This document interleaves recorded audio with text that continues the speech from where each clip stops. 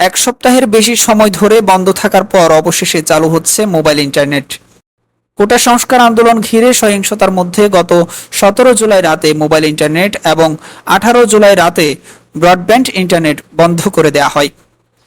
5 দিন পর গত মঙ্গলবার 23 জুলাই রাতে পরীক্ষামূলকভাবে ব্রডব্যান্ড ইন্টারনেট সেবা চালু করা হয়।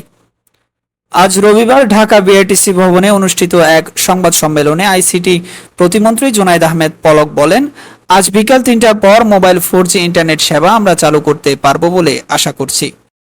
ইন্টারনেট বন্ধের অন্তর্বর্তীকালীন সময়ের মধ্যে যারা মোবাইল ইন্টারনেট ব্যবহার করতে পারেননি তাদের কথা বিবেচনা করে আমরা 3 দিনের জন্য 5GB ডাটা বোনাস দেওয়ার সিদ্ধান্ত গ্রহণ করেছি।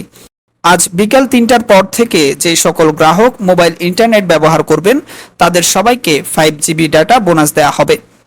এ বিষয়ে সকল মোবাইল নেটওয়ার্ক অপারেটরগণ একমত হয়েছেন।